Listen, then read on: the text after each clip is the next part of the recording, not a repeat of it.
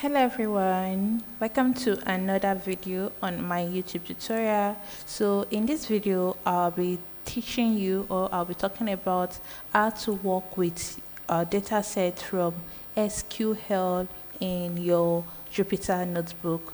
So a subscriber of mine reached out to me and requested for me to create a video on how to extract file from SQL Server to Python. Okay, so that's what I'll be showing you today. This is going to be a short video just to show you how to go about extracting file from SQL Server to Python. Okay, so if this is your first time you're coming across my YouTube channel, what we do here is I teach you how to analyze data, especially working with healthcare data using different various data analytical tools like Python, Tableau, and SQL. All right, and you can also drop your comments and your questions in the comment section. I always do ensure you can ask. I always ensure I reply every of the comments or questions I get in my comment section. Okay, so if you are currently transitioning into becoming an healthcare data analyst, or you are considering transitioning into becoming an healthcare data analyst, then this is your go-to YouTube channel. And also ensure to give the video a thumbs up if you find it useful at the end. All right, so make sure you watch this video to the end. Okay, with that being said, let's dive right in. So as you can see, I'm already in my SQL workbench. So I make use of MySQL, right? So this is my MySQL workbench. All I have to do is to click on this to open my local instance. Okay, so I was currently working on a workspace which I did not complete, but I'll just go ahead and ignore and just cancel out of these. So I have some data set already on my MySQL workbench. I have the schedule data, EHR data. I have different data sets, but there's a particular one which we are going to use, or which I'm currently using, and that's what I'll be showing to you. So we have this @dt. Okay, so let me just confirm and make sure it is the @dt I made use of. All right, okay, so let's go back. So you can see we'll be using this @dt. Yeah, this is the one I'm making use of, right? So this is it, and it has just this it has just this file in it. So let's see what is in our files. Let's say I want to select all columns from our hats. Yeah, this is our schema. Okay, let's run this. All right, okay, so these are the tables in this data set. Okay, so we have the age column, sex, share span, and so let's imagine that this is our database, and this is we've gotten our data set we want to work with. Okay, we've carried out our analysis. We've been able to see that this is the data set we want to work with on our SQL database, but we now want to take this data set which we've gotten now, we want to take it to Jupyter Notebook. We want to use Python software to analyze this data set. Okay, so what are we going to do? All right, so like I said, we already have our data set in our database. This could be PostgreSQL, MySQL, any database structure. So this is your data set here, right? But you want to work with this on Python. Okay, so the easier way for you to do this is, once I've gotten my data set, I can now go to my Jupyter Notebook. Okay, so this data set, this is something that I've already worked on already. So when that request just came in, I just promised him I'll be doing a video on how I went through the process. So this is what I'm just showing. You can see I've already done analysis on this. So this is just a previous project I just want to show you. Okay, so and this is what it's concerning us. So we want to import our libraries we are going to be using and install those libraries, the ones that are not yet installed. So for example, we have pandas already, so we'll be importing pandas, we'll be importing numpy, and the most important library we'll be importing is the MySQL.connector as SQL. So this is the most important one. This is what is going to help us to connect to MySQL. Okay, so we are also going to be importing Matplotlib and Seaborn. Those are visualization tools to help us to carry out the further analysis we'll be doing, right? So now, the first thing we want to do, previously, if we're working with directly with Jupyter Notebook or with pandas, we have to do the pd.read CSV, right?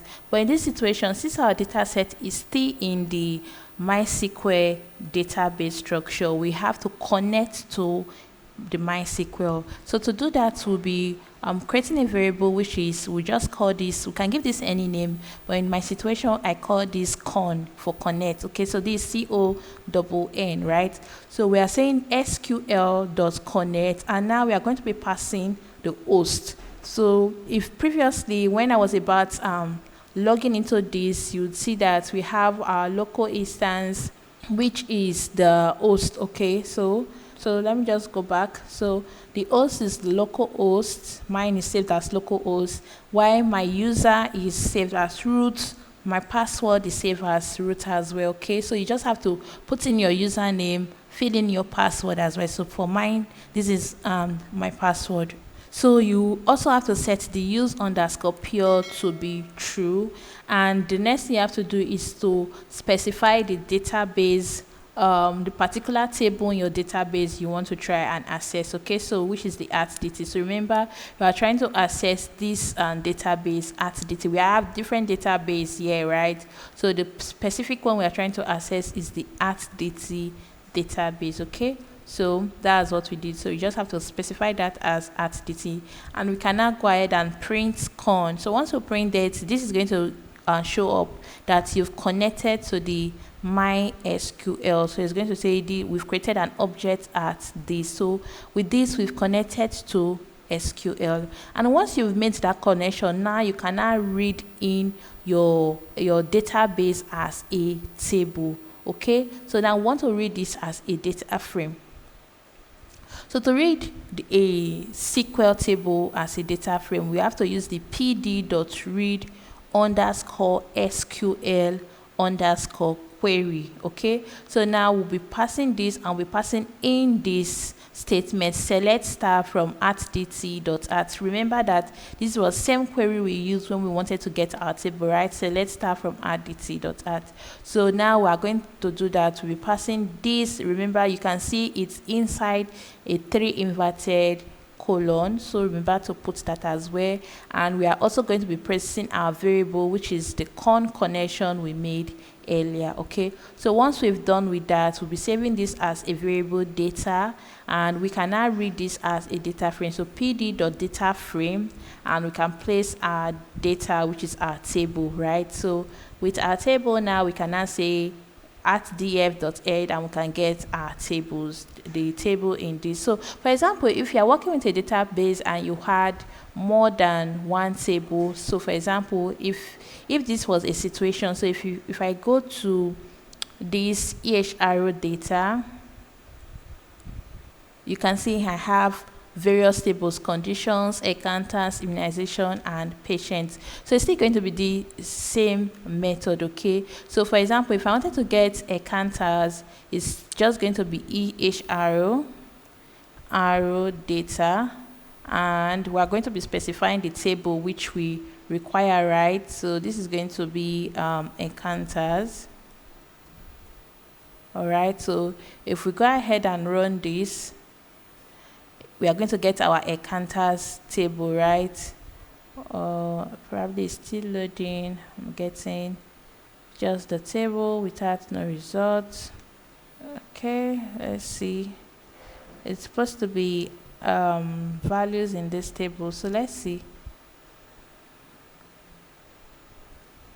So let's run this.